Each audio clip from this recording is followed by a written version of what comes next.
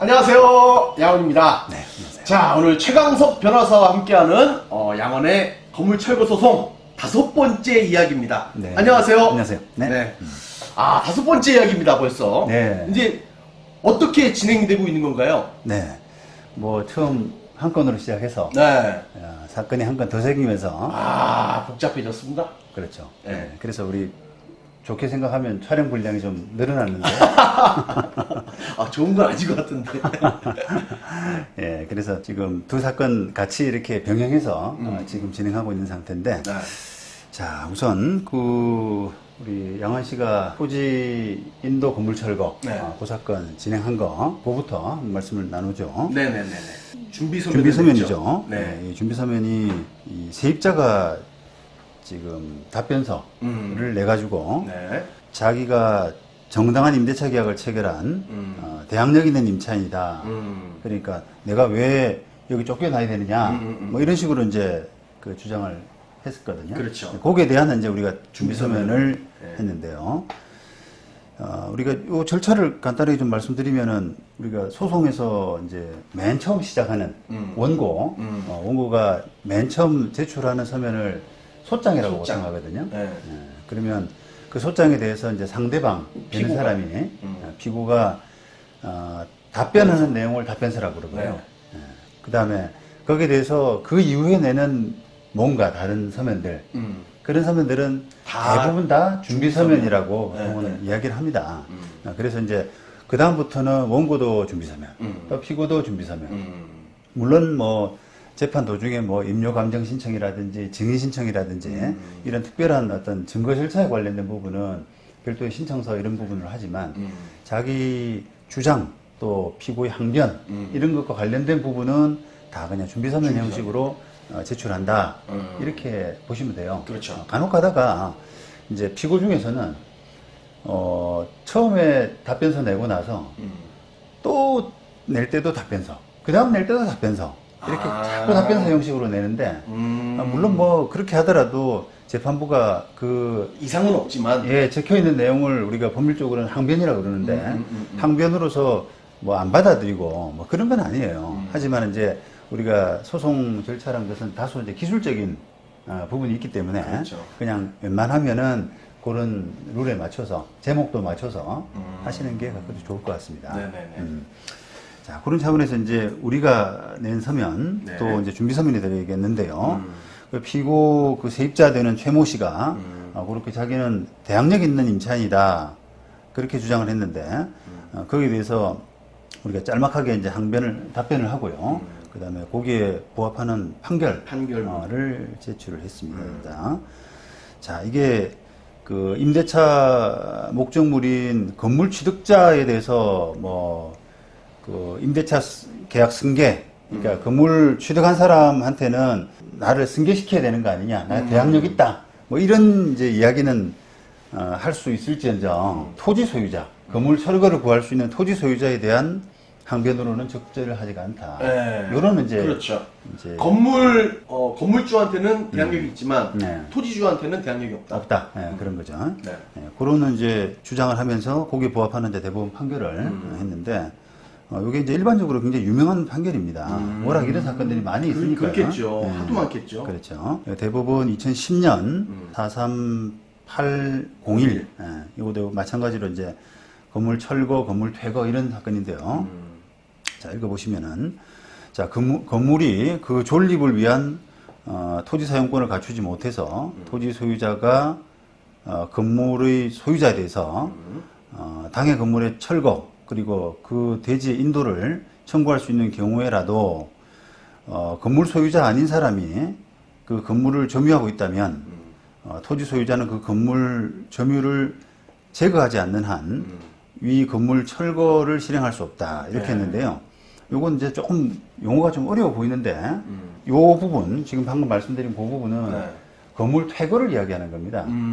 우리가 건물 철거를 우리가 토지 소유자가 건물 소유자 상대로 이제 구할 수 있는 권리가 있는데 거기에 건물의 소유자가 그냥 점유하고 있다 그러면은 별도의 퇴거가 필요 없는데 이 점유자가 별도로 있다. 건물 점유자가 별도로 있다라고 하면은 그 건물 점유자의 점유를 배제해야만 배제해야지 철거할 수 있으니까. 오, 예, 예. 나가라.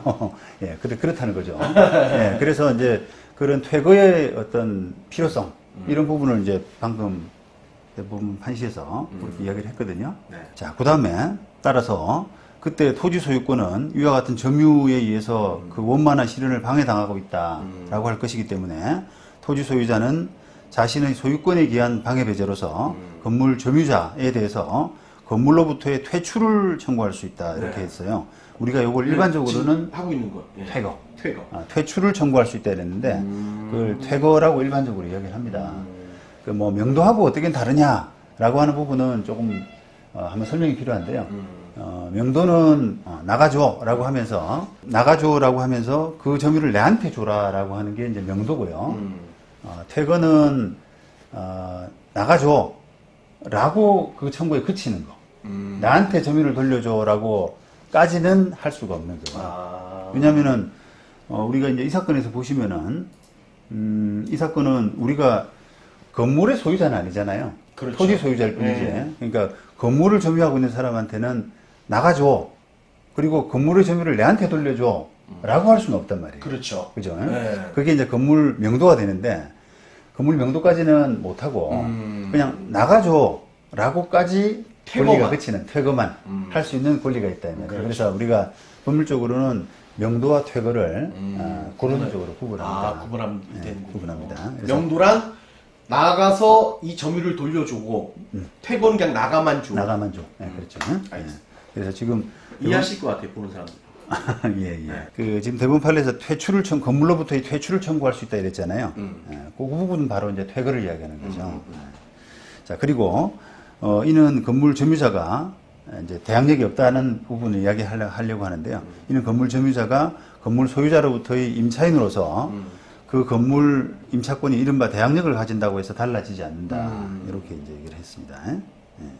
그래서 그런 취지로 이제 주장하고 부합하는 대법원 판결을 첨부해서 그렇게 답변을 하는 걸로 그렇게 이제 마쳤습니다. 네. 예.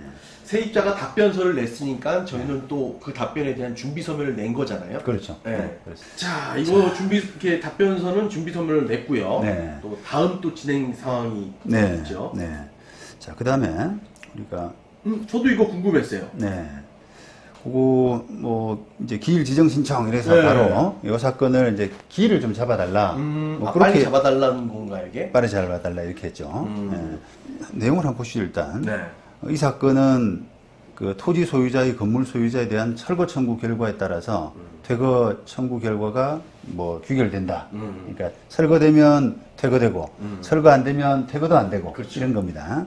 그래서 귀결될 수밖에 없습니다. 결국 이 사건의 쟁점은 건물 철거 청구권이 있느냐 없느냐 요건데 따라서 재판의 쟁점을 정리하고 신속한 진행을 위해서는 건물 소유자인 피고 이모 씨의 답변이 필요한데 피고 이모 씨는 5월 초에 소장을 받고도 지금 아무 답변을 안 하고 있다.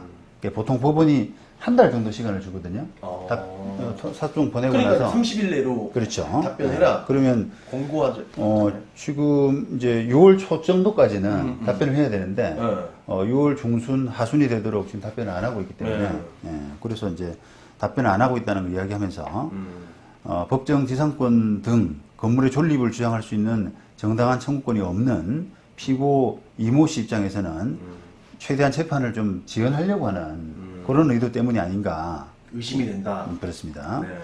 그리고 원고는 이렇게 고액을 들여서 네. 토지를 취득하고도 몇 달 동안 아무런 수익을 얻지 못하고 있고 네. 재판이 또 계속되는 한 이런 상태가 또 지속될 수밖에 없는 거죠. 그렇죠. 그래서 원고 이러한 점을 참작해서 속히 기일을 지정해서 신속한 재판을 희망한다. 이런 취지로 이제 한 겁니다. 그렇죠. 저 이자 내고 있는데 지금. 그렇죠. 네. 이자가 계속 나가고 있는데. 그렇습니다. 금액이 크다 보니까 아무래도 이게 재판이 뭐 해봐야 되겠습니다만 1년은 보셔야 되거든요. 피고들도 많고 하기 때문에.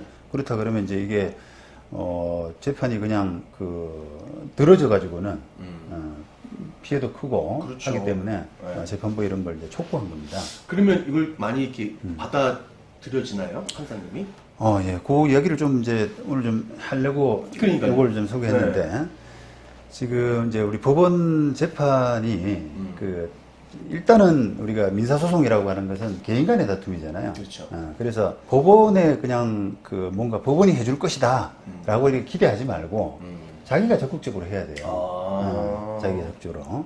근데 이제 우리가 오랜 그 어떤 재판의 관행 이런 것 때문에 변호사 직업으로 하는 변호사도 그렇고 당사자도 그렇고 이게 법원이 뭔가 알아서 해주겠지 않겠나. 때 되면 날짜 잡아주고 뭐 그렇게 해주지 않겠나라고 하는 그게 좀 젖어 있는 편이에요. 저도 이제 변호사 생활 25년 했기 때문에 예전에는 그런 식으로 좀 했거든요. 그래서 그냥 법원이 어떻게 하나라고 하는 걸 좀 기다려보고 이렇게 했는데 요즘은 트렌드가 조금 바뀐 것 같아요. 적극적으로. 법원이 조금 소극적으로 변한. 법원이 적극적으로 이렇게 이제 나와 뭐 진행해. 그렇죠. 이게 아니라. 이제 쟁점 정리가 다 됐으니까 길 잡아야겠다.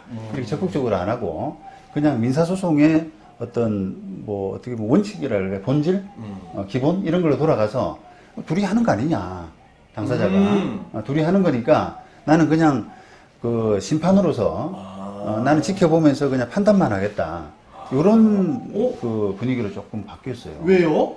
원래 이 시대가 좀 빠르게 변하면서 빨리빨리 더 해야 되는 거 아닌가요? 왜 소극적으로 변해서 적극적으로 변하는가요? 그렇죠. 이제 그게 조금 이제 어떻게 보면 좀 아쉬운 지금 그러다 보니까 지금 어쨌든 결과적으로 원인은 제가 좀 말씀을 다시 드리겠습니다만 결과적으로 보면은 예전에는 비슷한 사건에서 뭐 1년이 걸리던 것이 뭐 1년 6개월이 걸리고 30% 50% 이렇게 시간이 더 지체가 되는 거예요. 1심 판단을 받는데 그러다 보니까 이게 세상하고는 좀 거꾸로 가는 거 아니야? 네, 거꾸로 가는 거 아니에요? 너무 늦다 이런 생각을 이제 할 수밖에 없는 거죠. 근데 이제 여러 가지 했던 원인이 있는데요. 그런 것 같아요. 이게 좀 뭐랄까 일단은 전체적으로는 이게 이제 법원이 옛날보다는 우리가 좀 사명감이 떨어졌다라는 말을 많이 합니다. 일반적으로. 그러니까 이제 법조 전체에서 우리 변호사들은 직업으로 재판하는 사람이잖아요. 그렇죠. 그래서 예전하고 지금하고 좀 비교하면은 판사님들이 옛날만큼 이렇게 적극적으로 잘 안 하는 것 같아. 라는 이제 생각들을 하는데요. 그게 이제 전체적인 어떤 뭐랄까 좀 이제 직업인 그 판사라는 직업도 직업인이잖아요. 그러니까 또 공무원이고 그러니까 우리가 정해진 시간에 정도 일하고 나머지는 우리도 삶을 찾아야 되는 거 아니냐. 워라벨. 예. 워라벨.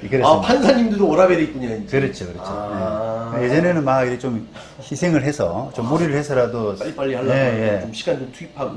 약간 그게 뭐 약간 좋은 측면도 있고 나쁜 측면도 있는데 약간 판사라고 하는 어떤 그 무게감 이런 것 때문에 약간 선민의식도 있고요. 판사들이 엘리트의식도 있고 그래서 우리는 좀 더 뭔가 달라야 된다라고 하는 그런 생각을 좀 가지고 있었어요. 근데 이제 그런 부분이 조금 이제 워라밸 쪽으로 이렇게 이제 바뀌고 또 법원에 이제 한동안 계속됐던 승진제도 이런 부분들도 이제 좀 없어지고 이런 부분 때문에 잘한 사람한테 빨리 승진하고 그게 좀 없어졌군요. 그렇죠. 예. 그러다 보니까 조금 유인이 없어진 거 아닌가 이런 이야기들을 우리 당근이 없어졌구나. 뭐 일종의 일종의 그런 거라고 보는 거죠. 그래서 그러면 이렇게 요즘은 이렇게 트렌드가 이렇게 좀 촉구하는 빨리 좀 해달라 이렇게. 그러니까 그게 빨리 바뀌어야 되는데 그게 빨리 바뀌질 않더라고요. 사람의 관행이라는 게 사실 뭐 법원도 야 우리가 뭐 이제 예전처럼 그렇게 안 해 이렇게 공식적으로 선언한 게 아니라 판사들의 성향 자체가 슬슬 판사가 만약에 1000명이라 그러면 이게 조금 워라밸을 중요시하는 판사들이 조금씩 늘어난 그런 부분이잖아요. 그러다 보니까 그걸 느끼고 조금 적극적으로 해야 되는데 그걸 이제 변호사들이나 당사자들이나 당사자들은 뭐 재판 직업적으로 안 하기 때문에 잘 모르죠. 근데 그거를 적극적으로 대응을 못 하는 것 같아요. 그래서 이제 할 수 있는 게 이렇게 촉구하는 게 그렇습니다. 그러니까 이제 특히 이제 재판을 끌고 가야 될, 재판을 빨리 마쳐야 될 그 어떤 이익 이런 부분은 원고한테 있거든요. 그렇죠. 피고는 이게 어쨌든 지를 수 있는 위험 이런 부분 때문에 좀 재판을 늦게 받으려고 하고요. 원고는 빨리 마쳐야 자기가 청구하는 그 어떤 목적 이런 걸 달성을 하잖아요. 그렇죠. 그러니까 원고가 주도해서 해야 돼요. 그래서 우리 같은 지금 상황에서 뭐 그 건물주는 답변도 안 하고 있고, 네, 그렇죠. 소장 받았는데 한 달 반이 넘었는데 답변도 안 하고 있고, 세입자는 딸랑 한 명 그냥 나 정당한 세입자다 이렇게 하면서 그 답변에 그치고 있는 상황에서 그냥 이렇게 수수방관하고 법원이 해주겠지라고 이렇게 기대했다가는 좀 이렇게 큰 코 다치 됩니다. 오산인 겁니다. 네. 그래서 이제 빨리 길을 잡아달라고 네. 길 신청서, 길 지정 신청서 네. 그걸 이제 진행을 했습니다. 네. 또 한 가지 이제 그 재판 과정에서 또 여러분들이 좀 참고해야 될 부분이 네. 법원에 이제 홈페이지를 들어가서 나의 사건 검색이라고 하는 네, 이런 홈페이지가 있거든요. 네. 사건 번호 치고 당사자 이름 치고 하게 되면은 이런 그 사건이 좀 나오게 되는데요. 네. 이런 사건들을 좀 잘 보셔야 돼요. 요거는 이제 우리가 사건 일반 내용, 그다음에 사건 진행 내용 이렇게 나누는데 네. 사건 일반 내용은 그냥 이 사건의 전체적인 평면, 그런 부분을 보여주는 것이고요. 이 사건이 뭐 당사자가 누구, 재판부, 그다음에 언제 접수되고, 속가가 어느 정도 되고, 그다음에 뭐 언제 답변서가 제출되고 이런 것들, 이런 문서 것들이 왔다 갔다 한 게 다 나오는 거죠. 나타나죠. 네. 그다음에 또 당사자 부분들 쭉 이렇게 있잖아요. 그리고 나서 그 당사자에 대한 송달 결과까지 우리가 공송달이 많이 됐거든요. 네. 공송달 된 사람도 표시가 되잖아요. 네. 그다음 대리인까지 이렇게 이제 나타나는 게 사건 일반 내용이고요. 그다음에 사건 진행 내용을 한번 보시겠습니다. 사건 진행 내용은 사건 아까 일반 내용하고 좀 다르게 시간 순이에요. 이거는 시간의 흐름. 그래서 진행 내용이구나. 그렇습니다. 그래서 사건의 기본 내용은 적어져 있지만 시간 순으로 이제 어떻게 사건이 흘러가는가라는 걸 보여주는 거거든요. 그래서 4월 29일 날 소장 접수, 4월 5월 3일 날 우리가 감정 신청, 여기 임료 감정을 했거든요. 네네네. 임료 감정 신청했고, 그 다음에 5월 3일 날 쭉 보냈죠. 네. 법원이 일괄적으로. 그랬더니 5월 6일 날 어떤 사람은 받았고, 이게 건물주입니다. 건물주는 5월 6일 날 받았고, 그 다음에 세입자는 받은 사람도 있고, 안 받은 사람도 있고, 해무무죄도 있고, 도달, 해무무죄. 그렇습니다. 그런 과정을 거쳐서 또 우리가 그 소장 못 받은 사람들한테는 또 주소 보정을 또 했잖아요. 여러 사람 못 받은 사람들 주소 보정을 쭉 했던 내용들. 네, 18일 날. 그렇습니다. 그 다음에 또 보냈더니 이제 또 뭐 폐무죄가 된 사람도 있고 도달한 사람도 있고. 그렇습니다. 도달한 사람들. 그래서 이제 법원이 5월 24일 날 공시송달을 했던. 이런 이제 쭉 과정을 이렇게 알 수 있는 거예요. 그래서 공송달 된 사람들은 또 이제 공송달 절차에 따라서 그냥 때가 되면은 그냥 송달된 것으로 봐버리거든요. 그래서 이런 부분들을 이제 알고 있어야 적절한 그 어떤 대응 이런 부분들이 가능하다는 거예요. 그렇죠. 이게 이제 법원은 이제 예전과 달리 좀 그래도 정보를 공개하는 편이거든요. 예전에는 그냥 기록 종이 소송할 때는 뭐 기록을 열람하지 않으면 뭐 사건이 도대체 어떻게 돌아가는지 모르기 때문에 당사자가 너무 불편하고 그러다 보니까 정보를 도저히 알 수가 없었는데 지금은 인터넷이라고 하는 그 공간에 이제 정보가 공개가 되잖아요. 그래서 내 사건이 어떻게 돌아가는지를 좀 보고 거기에 적절한 대응 그게 필요하다는 겁니다. 그렇죠. 그래서 이제 요거 한 가지 팁을 드리자 그러면 아까 우리가 기일 지정 신청서를 제출을 했는데 그 기일 지정 신청서가 그냥 뭐 그 지정한다고 해서 바로 지정되느냐 이렇게 물어보셨잖아요. 근데 이제 그것도 조금 적절한 타이밍이 있어요. 제출해야 될 타이밍이. 그게 뭐냐면은 그 법원이 이제 기일을 지정하는 것은 절차상 송달이 다 됐을 때 기일을 지정을 합니다. 송달 중일 때 피고가 여러 명이고 중일 때는 안 되고 일부는 송달되고 일부는 또 송달 중이고 이렇게 되면 기일 지정을 안 해요. 그렇죠. 그렇게 되면 되게 복잡해져요. 절차쟁이.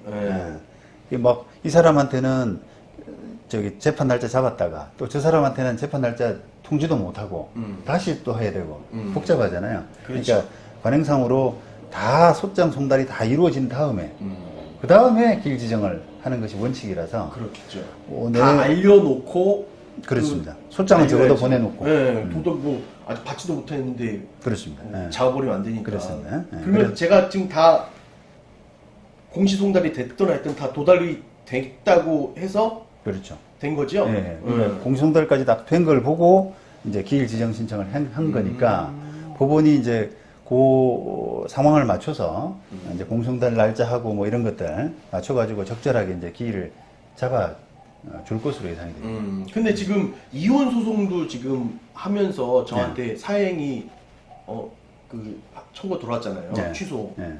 그러면 그거에 대해서 또 뭐 변호사님이 그때 그랬잖아요. 이거 먼저 할지 이거 할지 판사가 또 이렇게 예. 잰다. 예. 그 요 사건은 또 마침 사건이 이제 병행해서 진행 중이니까요. 그거를 한번 보실게요. 네. 요 사건도 이제 양은 씨 상대로 해가지고 지금 토지주의 남편 되는 분, 네. 그분이 사행위 취소, 원상회복 이런 소송을 지금 하고 있잖아요. 네. 그러니까 그 사건도 이제 기일 지정 신청을 했습니다. 최근에. 근데 일단 양은 씨가 답변서 제출했고요. 네. 그러면서 이제 이 사건 쟁점이 정리되었다 판단됩니다. 신속한 재판을 위해서 변론기일을 지정해 주시기 바랍니다. 네. 이렇게 했고요. 더구나 양은 씨가 취득한 이 사건 토지 소유권에 대해서 그 건물 소유자인 원고 아들 이모 씨를 상대로 양은 씨가 제기한 건물 철거 소송 요거는 요 사건하고 좀 법리적으로 연관돼 있기 때문에 요 사건의 신속한 재판이 필요하다. 이런 이야기를 한 거죠. 가능성은 낮겠지만 혹시나 이제 사행 취소가 받아들여지게 되면 그 토지 소유권 자체가 토지 소유권을 잃어버리게 되지 않습니까? 그렇죠. 양은 씨가 그렇다 그러면은 건물 철거에 이제 근거가 없어지기 때문에 이 뭐 사행위 사건을 다 기다려보고 나서 우리 철거 사건을 할 만한 사건은 아니지만 그래도 어느 정도는 템포를 맞춰가지고 이렇게 좀 빨리 가야 된다라고 하는 부분을 좀 환기한 거죠. 이제. 그러면 이렇게 들어왔으면 판단을 어떻게 하는 거예요? 판사님들은? 일단은 이제 기일 지정 신청이 들어왔잖아요. 네. 그러니까 기일 지정을 할 만한 타이밍인가라는 부분을 먼저 보는 거죠. 읽어보고 이게 송달이 다 됐나, 그다음에 또 쟁점은 좀 정리가 됐나 이런 부분들을 좀 파악한 다음에 적절하게 이제 기일을 잡게 됩니다. 그다음에 이제 기 지정 신청서까지도 없고. 네. 그러면 이제 다음에 또 할 그건 뭐가 있습니까, 변호사님? 일단은 지금 우리가 그 건물 철거 사건, 그 사건에서는 임료 감정을 우리가 신청을 했기 때문에 네. 그것도 재판 날짜 잡히기 전에 미리 신청을 했는데요. 그런 부분도 좀 요령인데 이게 재판 날짜 잡아가지고 그 재판 기일에 가서 그때 임료 감정 신청하고 하면은 이게 또 그만큼 또 시간 잡아먹잖아요. 그렇죠. 그러니까 다 시간이죠, 뭐. 맞습니다. 그러니까 어차피 해야 될 절차라면 조금 소정외라고 그런 표현을 씁니다. 소정외. 그러니까 소정외. 정이라고 하는 건 법정이라는 뜻인데요.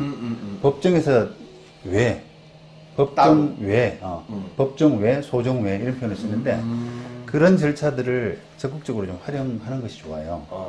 그래서 이 사건도 이제 소장 내자마자 아까 며칠 있다가 바로 임명감정 신청 냈잖아요. 네. 그러니까 그거를 법원이 채택을 했더라고요. 네. 그래서 지금 감정 진행 중에 있고 아마 재판 날짜 잡히면 그 무렵에는 감정 결과가 이게 도달하지 않을까, 마무리되지 않을까 이렇게 생각하는 거죠. 아직 지금 감정 중은 아니잖아요. 채팅만 되고 이제 정하겠죠. 그 감정 채택하고 나서 일단 감정을 할지 말지 이제 그 받아줄지 말지 그걸 이제 채택이라는 표현을 쓰는데 감정 신청을 채택한다 할 때 채택이 된 거고 그다음에 이제 그 절차에 맞춰서 이제 감정인 선임을 법원에 이제 감정인 풀이 있으니까요.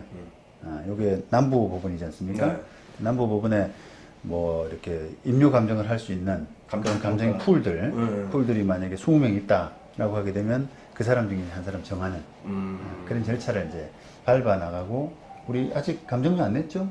감정료요? 감정 비용 내야 되거든요. 아직 안 냈습니다. 안 냈죠. 그러니까 네. 그런 이제 단계를 거쳐 나가야 되는 그런 겁니다. 그렇군요. 그다음에 이제